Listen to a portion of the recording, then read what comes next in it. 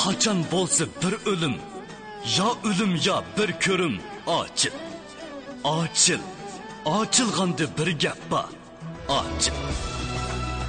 Toshqanday qo'rqib 100 yil yashagandan, arslondek yuraklik bir kun yashagan yaxshi. Men endi qo'rqmayman. Canım bolam, benim yürgüm ağrıp da duruyordu. Özleri bir tarafga ketgan bo'lsalar, yaxshi bo'lam degan deyman. Qachon nur chechib, atar oltin taq. Otmam deganda bo'lmag'in hamta. Subhi yordi bu taq. Bari bir o'tar. Turpan kechsi. Yo'l bo'lsin Abdusamiy aka, nusrat tilaymiz. Benim Abduxoliq Uyg'ur. Pichonni ammoqchi kammaymiz. Açıl. Nima açıl? Qizilgul açıl.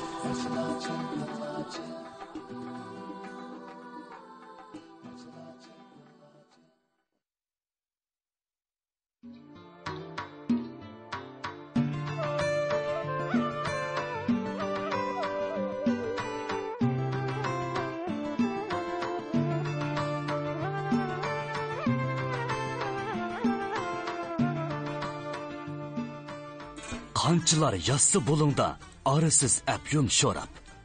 Qanchalar sho'pangda ishsa mas bo'lib xumra sharab. Ay chirog'u, ay haraq, bormi numus ber javob. Sen bilan bo'lmam degan bu holimiz zabun xarab. She'rdan cheksiz huzurlangan mehmonlar xushal bo'lib kulishdi. Go'yo buning bilan o'zlari elning xarab bo'lmasligini izlaydigan kishilar qatoriga o'tgandek his qilishib, yana deb talab qilishdi. Shoir texmu g'azablanib she'rning davomini o'qidi. Kaptu deb mehmonni anglab, voy ist kap qolg'inim. Manga o'lim bu haramga ham sherik bo'p qolg'inim. Turg'inimdan yaxshiroqdir o'yga ketib qolg'inim. Abduxoliq o'ltirib hech topmag'ay munda savab. Shoir she'rni tugatibla xo'sh aytib qaytib ketdi. 24-bob 1932 yili atiyaz Ostonada muhitlar oilasida o'tkazilgan sunnat to'yining sharfi uchun uyushtirilgan o'g'liq tartishishga to'plangan odam bek ko'p edi. Kam hisoblagandimi o'g'liqchining soni 4-500 otliqqa yetadi. O'g'liqchining ko'pligida birinchi qitim tashlangan o'g'liq atdigandala parchalanib ketdi.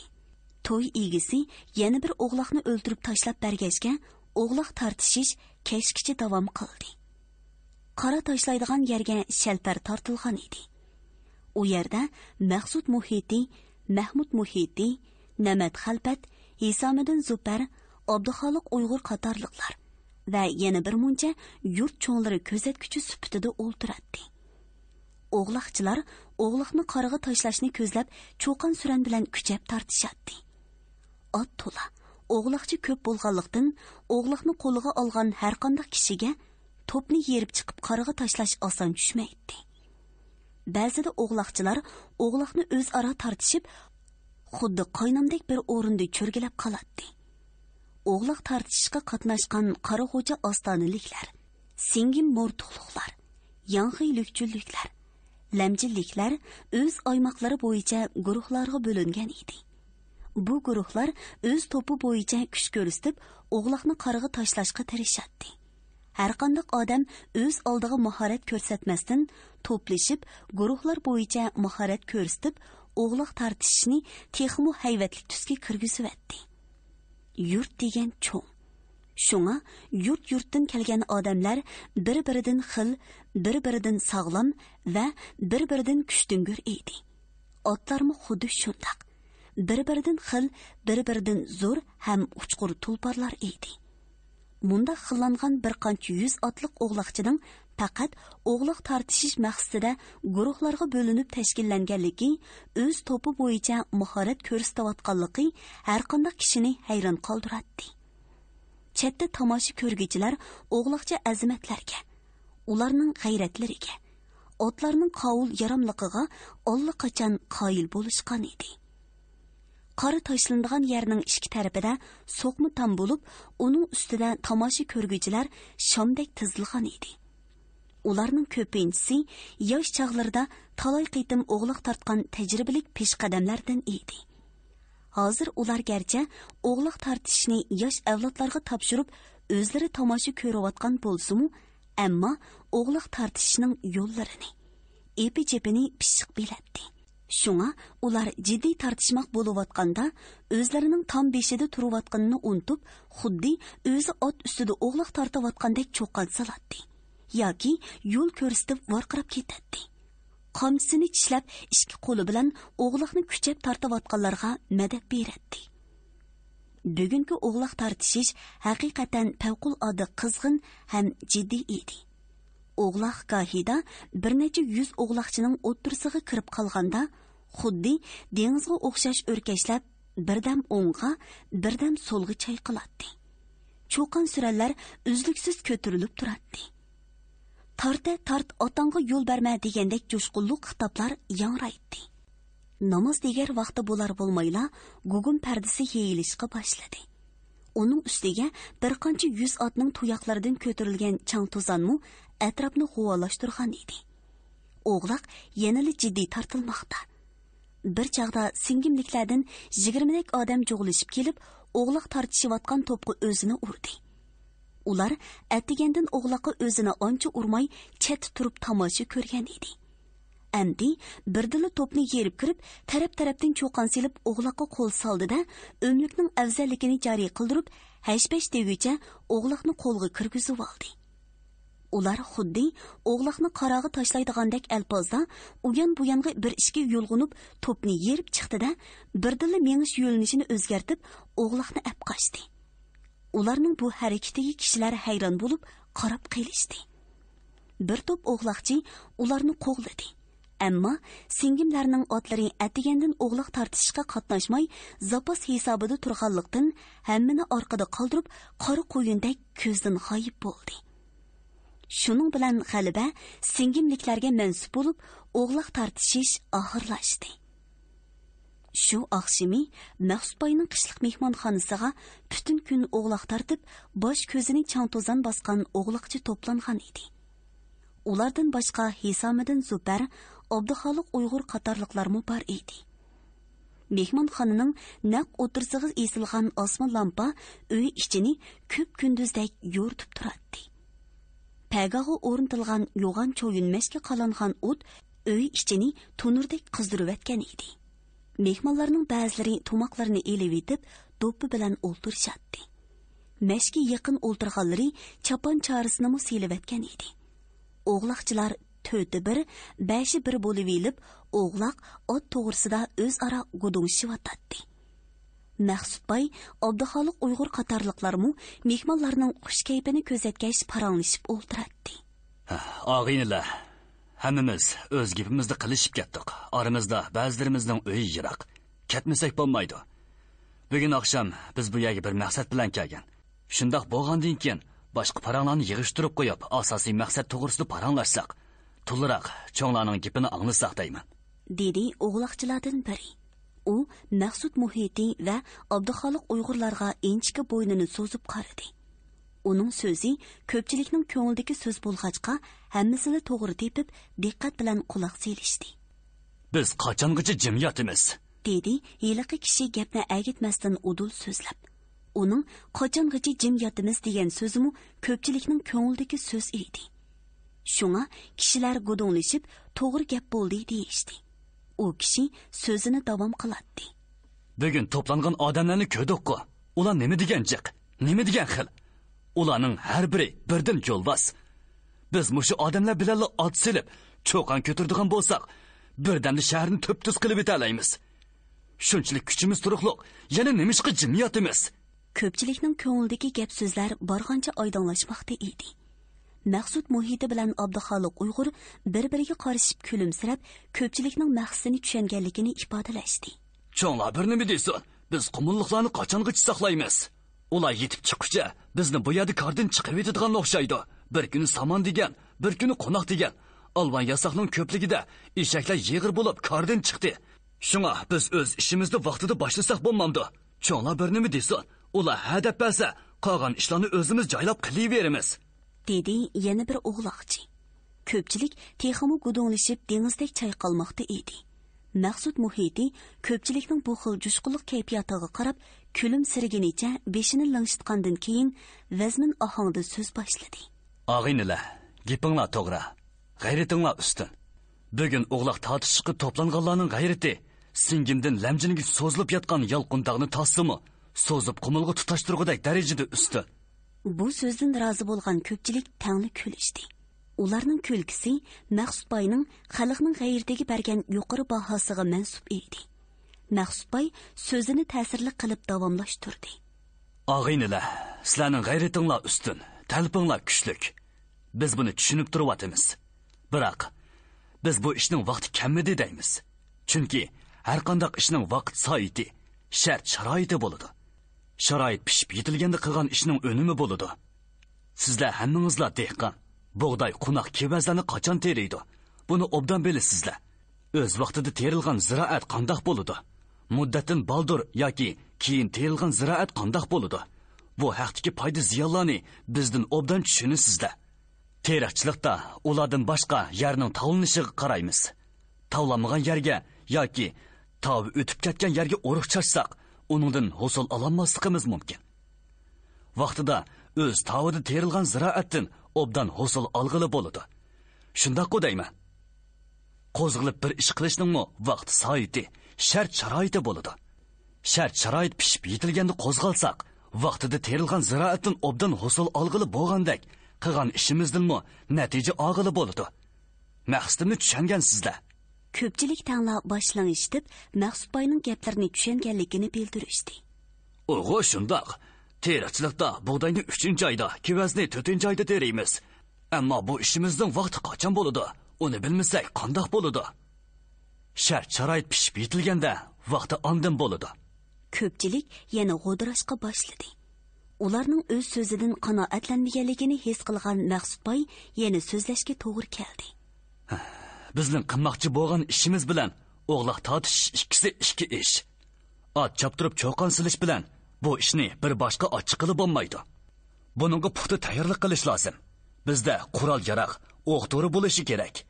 Kam deganda, mushu sharoitlarni puxta hozirlamay turib, g'ayratimizga tayinib ish ko'rdigan bo'lsak, natija qozonolmaymiz. Ko'p ko'rsa ko'l bo'lur degandek, hozir xalqning qo'lida 10-20 tal miltiq bor. Shularni bir yerga yig'sa, bir gap bo'ladi. Tavakkul deb qo'zg'alsaqlar bir yerdan chiqadi. Ko'pchilikdan fikrlar tushib, g'o'dirashlar avj olmoqda edi.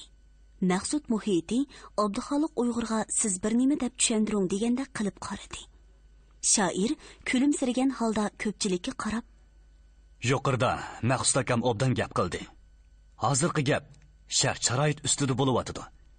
Biz demoqchi bo'lgan shart sharoitning birinchi muhim qismi qilmoqchi bo'lgan ishimizning maqsadi. Bu masalani oydinlashtirish lozim. Menimcha bo'lganda biz qilmoqchi bo'lgan ishning maqsadi zulmga, istibdodga, jaholatga qarshi turib, ularni pachoqlab tashlab, ozodlikqa, yo'riqlikqa erishishdan iborat. Og'inilar, hammamizda mushu maqsad, mushu tunish bo'lishi lozim. Yana bir muhim taraf, tashkiliy asosimiz bo'lishi kerak. Hammangizlar birdan o'yni boshqarib kelayotgan odamlar bo'lganingizlar uchun sovuqqonlik bilan o'ylab ko'ringizlar. Bizning qilmoqchi bo'lgan ishimiz birdamchilik ish emas. O'g'loq tortishda kunduzi tortib, oqshimi tarqab ketadigan bir kunlik ishmi emas. Bu ish uzunga so'ziladigan jafoliq ish. Zarur tepilganda hamma odam uy voqini, xotin bolalarini tashlab, tog'larga, cho'llarga safar qiladi. Shahar sepillarini cho'rdab, haftalab, oylab yetib dushman bilan jang qiladi. Agar 1000 kishilik qo'shin bor deydigan bo'lsak, u chaqda 1000 kishiga har kuni 3000 dona o'q ketadi. 100 otga bir shingdan hisoblaganda kuniga 10 dodan qo'noq ketadi. Har iyiga 1000 otliq toq ketadi.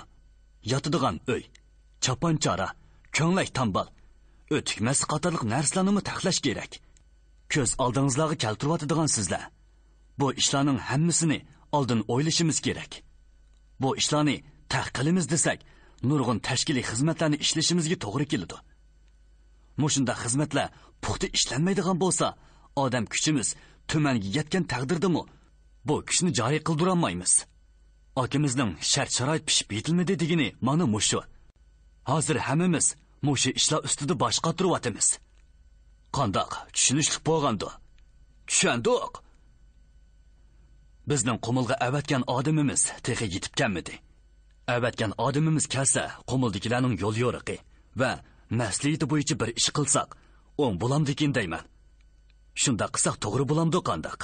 Tamoq tayyor bo'lgan edi. Ko'pchilikning qo'liga suv berilgandan keyin dasturxon selinib sho'rpi keltirildi.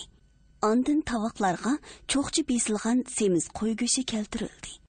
O'g'loqchilar tomoqdan keyinmi bir haza o'ltirib paranglashgandan keyin bir-birlab xush aytib ketishdi. Uyda qolgan Maqsudboy, Hisomiddin Zufar, Abduxoliq Uyg'ur uchaylan yana uzundan uzun suhbatlashib, toki tun nisbi bo'lgandilar ondan orom olmoqchi bo'lishdi. Mehmonxonaga o'rin tuzab, uchrab yetish taraddudi qilayotganda, qoyoqdandir qo'ng'iroq ovozi anglangandek qildi. Maqsudboy cho'chib, go'yo o'z qulqiga ishonmagandek qoidadan diqqat bilan tinglab, Yusuf keldi-ku deyman. Hammaylan diqqat bilan tinglab, haqiqatan Iroqdan qo'ng'iroq ovozi kelayotganligini jazmlashtirdi. Qumuldan qaytgan eshakchilar odatda cho'ng yo'l bilan ketadi. Bu qo'ng'iroq mahalla tarafga kelyapti. Shuning qarab paras qilyapman, dedi Maqsudboy o'z farzini olg'a surib. Shuningdan keyin uchaylan parang selishqash qo'ng'iroq ovoziga quloq selishib o'tirdi. Qo'ng'iroq ovozi borgancha yaqinlashmoqda edi. Ishlar qavashqa boshladi. Ularning havhuvlari orasida qo'ng'iroq ovozi gohi anglanib, gohi anglanmay uydagilarning diqqatini texmi qo'zg'adi. Qo'ng'iroq ovozi yaqinlab birdala to'xtab qoldi. Karvon muhitlarning cho'ng darvozasi oldida to'xtaganligi aniq edi. Keldi, cho'qim shu. Maqsudboy o'rnidan turib, chopinini yepinchaqlabla tashqariga chiqdi. Ang'icha darvoza ochilgan ovoz anglandi. Ondan yilqi qo'ng'iroq chiringlab ko'raga kirib keldi. Yusuf, qattiq ansirdim jimo. Har nim bo'lsa, sog'-salomat yetib keldim. Maqsud muhiti Yusufni qo'lidan tutgan peti uyga akirdi. U to'ng'an edi. Saqal burutlarini qirib bosgan. So'g'uqdan kolpuklari nipizlab, gap qilolmagudek holatga kelib qolgan. Qo'llari qetib ketgan edi. U kiribla uftisidagi o'ng juvini selib etib, ondan mashga yaqinlashdi. U o'tsing'ach o'ziga tunish chiroylarga yaqinlik qaradi. Abduxoliq Uyg'urlar uning o'tsini velishiga yo'l qo'yib, zuvan surmay jim o'ltirishdi. Shu arada Maqsudboy ichkari uydan choy ko'tirib chiqib, uning udulida o'ltirib choy tutdi. Qani ola, issiq bir piyola choy ich. Bugun rosa sovuq bo'ldi. Yo'lda yetib olay debmi o'yladim. Biroq sizlarni saqlatib nima qilay? Bir kun bo'lsa-mu, balduroq ko'rishay deb kelib-edim. Hilimi sog'-salomat qaytib kelibsan. Yusuf ishqa o'tlam choy ichib, saqal burutidagi muz erindisini tozalab o'ltirib so'z boshladi. Xo'janiyoz hoji bilan kuni tunishgansizg'a. Qandoq deysan? O kishi xatni ko'ribla, Ostona madrasasida siz bilan birga o'qigan vaqtdagi ishlarni so'zlab berib, hammamizni hayron qoldirdi. Bu tarafga kelish kelmaslik to'g'risida bir nima demadimi? Hozir chiqmayman, avval Qumul tarafdagi ishlarni tugatib, ondan o tarafdagi o'taman deydi. O tarafdagi ishmi bakchiqga. Hozir Qumuldagi hukumat askarlarining soni kam degandimi 5-6 mingga yetdi ekan. Qayerga qarasa askar hamma tog'ning eg'izlarini to'sib Mening o tarafga o'tishim, keyin bu tarafga qaytib kelishim intayin qiyinga to'xtadi juma. Yo'lda etilib ketgili qiliq qoldim. Urush deganmi bo'p turdi ekan. Qumul 12 tog' bo'lgandan keyin har qaysi tog'ning boshliqlari, masalan, Oraturikdan Abduniyaz Marab, Nerinkirdan Sodiq Qo'rmal, Nomdan Fazil Dorg'a, Shopuldan Salih Dorg'a, Barikoldan Baqiniyaz Dorg'a deganlar o'z tavalarida 100 dan palvonni ayashtirib yurib so'qish qiladi ekan. Bularning ichida Yo'lvoz, Beshirvon deganlarmi bor. Ularningmi 100-200 dan ortiq palvoni bor ekan. Kuch ana shundoq tarqoq bo'lib, yo'l yiroq bo'lganlikdan bir yerga osonlikcha jam bo'lolmaydi ekan. Agar jam bo'lsa, 1000 ortiq kuch bo'ladi ekan. Yana Borkol qozoqlardan Oyomat, Nurg'ali deganlarningmi 100 odami bo'lib, ba'zida Xo'janiyoz hojiga moslashib urush qiladi ekan. Qumuldagilarning umumiy ahvoli ana shundoq ekan. Tog' yeri bo'lgandan keyin albatta shundoq bo'ladi. Tog'liqlar taratida bir yig'in ichib, Xo'janiyoz hojini o'zlariga bosh qo'mondan qilib saylabdi. Hamma odam Xo'janiyaz hojimning qo'mondonligiga bo'ysunimiz desa, yo'l vostigini bir oz gadankashlik qiladi ekan. U sharqi tog'da turib olib, o'z oldiga ish ko'rib yo'l to'sib, karvonlarni bo'lon-talon qilib, yomon ta'sir paydo qilibdi. Bu tarafdagilar anglab, yo'lbosni tutib kelib, Xo'janiyaz hojiga itoat qildirish qasam qilibdi. Gosling deginicha, anglasak, hozir qaytib ketibdi deydi. Shundaqmi emasmi? U otasining o'rniga 17 yoshida Yingjang, 20 yoshida Siling bo'lgan yosh bola ekan. Shunga uni Gosling, ya'ni Bolasiling deyishidi ekan. O'zi kichik bo'lgan bilan urushga kelganda jigirboy yomon nima ekan, lekin uning bir yomon yeri o'ziga bek tamanno qo'ydi ekan. Ondan uning odamlari oshqogan bo'rdak o'ljiga bek amroq ekan. Odam soni jiqmi ekan. Dastlabda 200 dak odam 90 nachital qurol bilan chiqqan ekan. Uning yomonligini shuningdan bilishga bo'ladi-ki, 200 dak odamni bir qancha zondiga ayirib, Tuanjang, Lujang deganlarni tayinlab, otliq askarlarni oq otliq, qora otliq deb turga ayirib, ozni jiq ko'rsatib, aybi bilan chiqib, shu kechislar Qomul shahriga hujum qilib o'zini bir ko'rsatib qo'yib, ondan Xo'janiyaz hojim bilan ko'rishgili bordi. Dal shu chog'da hukumat tarafdan Zhang Liangqing, He Jinggu ismli 2 Tuanjang 2000 ga yaqin askari kuchini to'plab, Oraturikka bostirib keldi.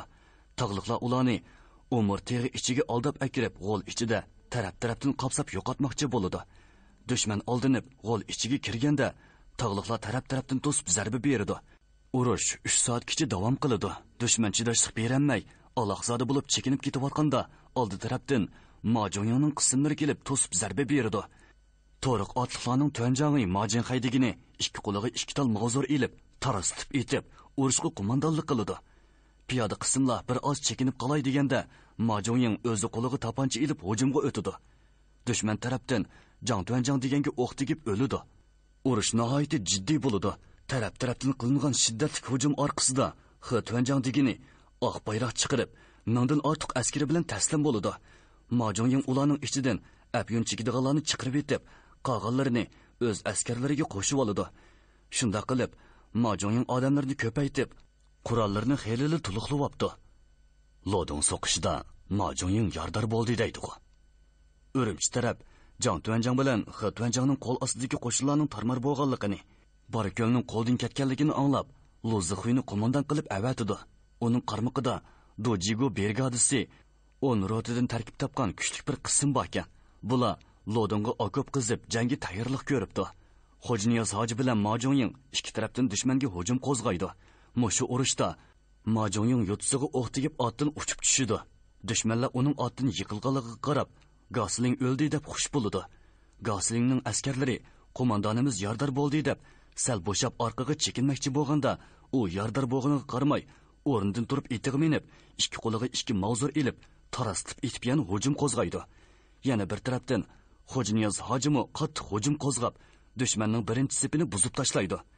Ikkinchi sapda dushmanning brigadi Sanmujang'i Feijandi o'q tegib o'ldi. Shuning bilan Dojigo brigadasi aloqzod bo'lib, 7 quduq tarafga qochdi. Dal shu chog'da ularga oldi tarafdan yana bir qism tog'liqlar to'sib zarba berdi. Mong'ol Tuanjang Nosing Botirg'imi o'q tegib o'ldi. Brigada boshlig'i Dojigo bu mag'lubiyatga chidamay o'zini o'zi etib o'lib oldi. Shunda qilib, dushman askarlari butunlay tarmar bo'ldi. Bu urushda Majonyang 9 dona pelemot, 2 dona zambirak, necha yuz tal miltiq, nurg'un o'q-dori g'animat oldi. Shuning bilan u hech nimaga qarmasdan ichkariga qaytib ketdi. Uning Oraturikdagi so'qish bilan Lodongdagi 2 so'qishda qo'lga tushgan qurollarni ichkariga akatganligiga qo'milliqlarning ochiqi kelib qopti. Aslida xato bo'lgan. Goslingni boshtilli kirgizmaslik lozim edi. Gosling bu yerga bizga yordam qilish uchun emas, balki o'lchi og'ili, bo'lon-talon qilg'ili kelgan. Qizil Mong'oldan odam kapti degani qandoq gap? Kim kapti? Zhang Sindorg'a degan bir Mong'olning boshchiligida Aba, ya'ni Qozoq, Niyaz, Uyg'ur, Qosim Qozoq, Ismoil Dato, Zordun Axun degan kishilar bir muncha sovg'a salom bilan kelib, Xo'janiyaz hoji bilan ko'rishibdi. Zhang Sindorg'a burun biz sizlarga o'xshash ezilgan edik. Oxiri inqilob qilib ozod bo'ldik. Sho'rolar hukumatı bizga jiq yordam qilgan. Sizlarga mu yordam qiladi deb jiq tushuncha beribdi. Ondan o'zimi Xo'janiyaz hoji bilan birlikda bir qancha qitim so'qishga qatnashib, tog'liqlarning botirligini ko'rib xush bo'pti. U kishi ittifoqlashishni ko'proq ta'kidlabdi. Keyin Jansindorga qaytganda Xo'ja Niyozoji, Ismoil Oxun, Zordun Oxun, Solih To'ra qatorliq kishilarni vakil qilib, Tashqi Mong'oliyaga avatibdi. Bu vakillar Tashqi Mong'oliya taraf bilan so'zlashib, ular yordam qilgan miltiq, o'q, yomg'irliq, o'tik, egar qatorliq moddiy buyumlarni elib qaytib kelibdi. Shundan keyin tog'liqlar xeyli kuchlanib qopdi. Burun o'q yetishmay ko'p qiynalgan ekan. Biz xetimizda Qizil Mong'oldan Sho'rolar hukumatidan yordam qabul qilish masalasini o'ttirib qo'ygan edik. Bu to'g'rida gap so'z qilmadimi? Jiq o'zirg'oqlik etdi. Turponliqlarning Maqsudbayning himmatiga jiq rahmat. Keyincha yana yordam olganda Maqsudbayning hisobiga udul qilayli degan so'zlarni qildi. Issiqmashning yenida o'ltirib isingan va sho'rpa ichib tarlangan Yusuf Qumul tarafdagi ahvollarni bir-birlab joyida so'zlab beryapsimu, badan beshi bo'shab, ko'zlari yumilib ketyapti.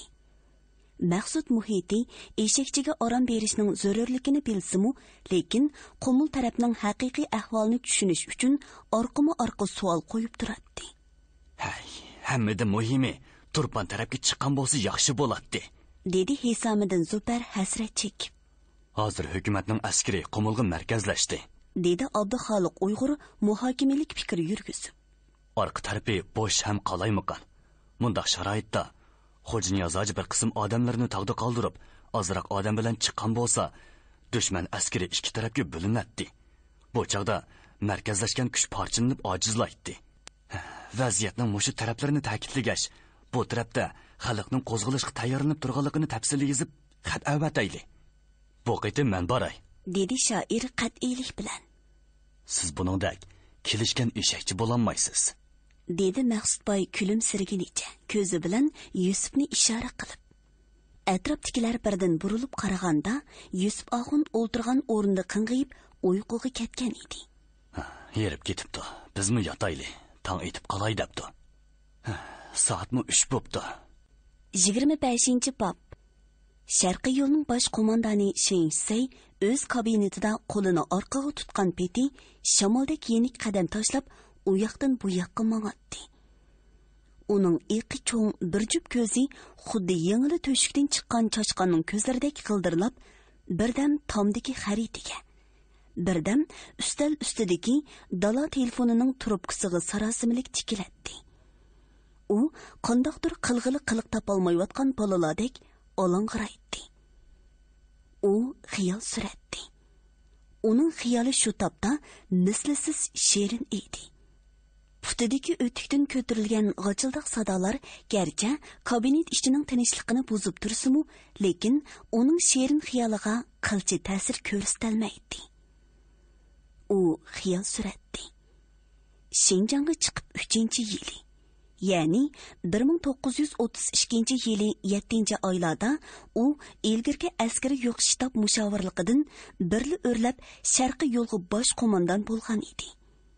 Bu nima degan zo'r xo'shallik, nima degan zo'r omad, ha? Uning ixtiyorida hozir Jang Yushu, Fu Chuan, Yang Jingjong brigadalari, Babingur qo'mondonligidagi Polik Qitang 3 batalyon Oq Rus askari, Shunfayu brigadasi, Baysi Uyan qo'mondonligidagi Mong'ol otliq polki, Tömür Konka va zambirakchi qismlar bo'lib, jam'i 8000 dek harbiy kuch bor edi. Bu nima degan zo'r quvvat, ha? Bu kuch Xinjiangning shu davrdagi amaliy ahvolidan aytganda g'oyat zo'r kuch edi. Buni tushungan Shengsey ixtiyorsiz holda o'zini qiron burgutdek his qiladi. U hozir go'yo egiz havo bo'shlig'ida parvoz qilib, o'tkir ko'zlari bilan jangollarni, o'rmonlarni ko'zlayotgan burgutga o'xshash Xinjiangdan iborat bu keng zaminga qandoqdir suiqasd, qandoqdir tegiga yetkili bo'lmaydigan yomon g'arazlar bilan nazar tashlaydi. Navbatda o'zini qiziqtirayotgan asosiy ishlarni ko'z oldiga keltirib, o'ylagan seri lazzat beg'ishlaydigan, nima uchundir o'zini tutib ololmaydigan darajada hayajonlantiradigan shirin xiyollarga g'arq bo'ladi. Yaponiya quruqliq armiya maktabida bir yurish harbiy ta'lim-tarbiya olgan Shenseyning shu topdagi xiyoli o'z ixtiyoridagi bu g'oyat zo'r kuchning rolini qandoq joriy qildirish, o'zini qandoq ko'rsatishdan iborat asosiy maqsadga markazlashgan edi. U birinchi qadamda qumul dehqonlar qo'zg'olonini uzil-kesil bostirib tashlash orqali hamma odam qoyil bo'ladigan, hamma odam cho'chiydigan, hamma odam ayminadigan hayvi tiklashni o'ylaydi. Bu maqsadga yetish uchun zarur tepilganda terrorlik yurgizib bo'g'izig'icha qon kechalaydigan. Zarur tepilganda o't qo'yib shaharlarni, yezi qishloqlarni kulga aylandira oladigan. Yana zarur tepilganda hiyli nayrang ishiltib tinchlik kaptarlarini uchira oladigan sehrlik mahoratlarni ishga selish to'g'risida plan tuzatdi. U oralab xaritaga qarab turib qoladi. Qo'shinlar o'rlashgan joylarni ko'zdan kechirib, ularning o't kuchi, komandirlarning qobiliyati, orqisab ta'minoti qatorliq bir yurish ishlarini muhokama qiladi. Zambirakchi qism va to'mir konki qatorliqlardan qandoq foydalanish, ularning rolini qandoq joriy qildirish qatorliq masalalar ustida mu bosh qotiradi. Uning kallasi shu topda ilgirki har qandoq vaqtdagidan chechan va sazgur edi. Ilgirki bosh qo'mondan Juruichi, Lu Shaozu, Jang Peyuan qatorliqlarga maslahatchi bo'lgan vaqtidagidek pasib bo'lmasdan balki jiq aktiv edi. U birdilla xaritadan ko'zini uzib, yana mengishga boshladi. U amdi qo'mul vaziyatini muhokama qiladi. Shu kunlarda Majungning koni uvisiga qaytib ketganiga birar yil bo'lib qolgan edi. Qo'mul tog'larida bo'lsa, Xo'janiyaz hoji qo'mondonligidagi birar ming qo'zg'olonchi qolgan bo'lsa-mu, lekin bu kuch sharqi tog' va g'arbiy tog' deb ikki cho'ng bo'lakka bo'lingan. Shuningdek, ular yana bir qancha kichik bo'laklarga bo'lingan bo'lib, umuman qo'zg'olonchilarning kuchi tarqoq holatda edi. Ularning mundaq tarqoq bo'lishi Shenisay uchun intayin foydali edi. Agar 8000 kishilik muntazam qo'shin bilan hujum qo'zg'aydigan bo'lsa, Shenisayning g'alaba qilishi muqarrar edi. Shart-sharoitning o'ziga foydali ekanligini muqimlashtirgan Shenisayning xiyoli qandoqdir chaqmoq tezligida hujum qo'zg'adi. Orqama-orqa do'lqinsimon zarba berishdan iborat bir yurish ko'zlik hujum planiga taqaldi. Uning qadami birdila tezlashdi. U xuddi bo'zchining mo'kisidek u yoqdan bu yoqqa tez berib, tez qaytadi. Har qaytim orqaga burilganda uzun o'stirib orqaga qayragan. Xuddi qovonning yo'lidek yirik chochlari shamolga esib qo'ygan dasmoldek silkinadi. Bu qitim u ustalning udiliga kelganda birdila to'xtab qo'ng'iroq bosdi. Qo'ng'iroq ovozi to'xtash bilan tangla tashqaridan mahramlardan birining ruxsat so'ragan ovozi anglandi. Ruxsatmi? Ker. Mahram kirib ikki putini juplab chos bergandan keyin buyruq kutdi. Buyruq. Batalyon komandiridan yuqori qo'mondonlarga uqtirish qilinsin. Atigan soat 8da shtabda majlis ochiladi. Atsi shtab majlis xonasi komandirlar bilan to'lgan edi. Bosh qo'mondan Shenisay vaziyatni tahlil qilib so'zlayotdi. Qaranglar, dedi u qo'lidagi tayoqchini tomdagi harbiy xaritaga tekkizib. Qo'zg'olonchilar Sharq tog' va G'arbiy tog' deb ikki cho'ng bo'lakka bo'lingan. Ular yana bir qancha bo'laklarga bo'linadi. Ular tarqoq ham radsiz bo'lsa-mu, Sharq tog'dagilar yo'lbosqa, G'arbiy tog'dagilar Xo'janiyazda markazlashadi. Biz endi o'rdak kavpini parchalab yemoqchimiz. Oldi bilan qanotni bir put bilan qo'shib yeymiz. Qolgan qismiga tagmaymiz. Bu Xo'janiyazga tagmasdan yo'lvosni bir taraf qilib etish degan so'z. Yo'lvos quv ham qo'rqinchoq. Bu vazifa Jang Yushu brigadasiga topshirildi. G'alaba qilmagan qo'mondan bilan ko'rishni xohlamayman. O'rindashga va'da beraman, dedi Jang Yushu chos berib. Fuchuan brigadasi G'arbiy tog'ni davomli muhosiraga oladi. U yerdagi qo'zg'olonchilarni o'rkitib o'tmay, imkon qadar bexudlashtirish kerak. Xo'janiyaz ham quv ham batur. Uni yo'qotish ancha osonga to'xtamaydi. Men Xo'janiyazning qo'zg'algan ishiga hissdoshlik qilaman. Uning bilan ittifoqlashib birga xizmat ishlashni xohlayman. Mushu asosda vakil avat deb uning bilan suhbatlashib ko'rish kerak. Shenisay bu so'zlarni qilayotganda chiroyiga qandoqdir bir xil yosimi tus berib ko'pchilikka qarab qo'ydi. Uning bu qarashidan ko'z chimchiqlatmasimi yolg'on so'zni rosta qilib so'zlayotganligi chiqib turadi. Vazifa og'ir. Jafo mushaqqat kichidash kerak. Umumyuzlik ilgirlashga ruxsat, chekinishga yo'l qo'yilmaydi. Qo'zg'olonchilarni birnimi qo'ymay yo'qotmoqcha to'xtamaslik kerak. Plan bo'yicha Sharqi taqqa 1932-yili 10-oyning boshlarida hujum boshlandi. Jang Yushu brigadesidagi 3 polik askar o'zaro zich moslashib, chaqmoq tezligida hujum qo'zg'adi. Sharqda qo'zg'olonchilari dushmanning zo'r turkumdagi muntazam qo'shinlarga qarshi turib, cho'ng kichik 30 qitimdan ortiq jang qilgan bo'lsa-mu, yanada o'ngsizliklarga uchrab, tog' ichiga ichkirlab chekinishga majbur bo'ldi. Umuman, bu urushda hukumat askarlari ustun kelib, olg'a ilgirlagan. Qo'zg'olonchilar tog' ichiga chekingan bir vaziyat shakllandi. Qo'zg'olonchilar eng oxirida Bag'dashga chekingan bo'lsa-mu, lekin hukumat askarining izchil qo'g'lishi orqasida u yerdami turolmay, yo'lbosning boshlamchiligida Shinjang chegarasidan chiqib, Gansu tavasiga o'tib ketdi. Birinchi qadamni o'ngishliq bosgan Shinsay 12-oyning boshlarida ikkinchi qitimliq qishliq hujum qo'zg'adi. Bu hujum plan bo'yicha G'arbiy tog'dagi Xojiniz hojiga qaratilgan edi. Hukumat taraf Fuchuan va Yangjinjong brigadalarini zich moslashtirib, 10 hassa ustun kuch bilan taraf-tarafdan hujum qo'zg'adi. Qo'zg'olonchilar dushmanning hujumiga munosib qarshilik ko'rsatdi. Lekin o'q-dorining ozlab ketayotganligi vajidan bir tarafdan urush qilib, bir tarafdan chekinish taktikasi qo'llanishga majbur bo'ldi. Sho'r qurg'urlar sonda shpiy qilib kelyapti, dedi uzun bo'yliq, ushliq soqol kelgan Mirul ismli bir polvon.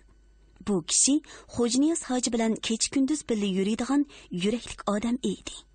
Lomodlarning o'q yigisi kelgandi, dedi Xojiniyaz hoji uning so'ziga javob berib. Ondan otning tizginini tortib to'xtadi. Ular onchi egiz bo'lmagan tosh davon ustida edi.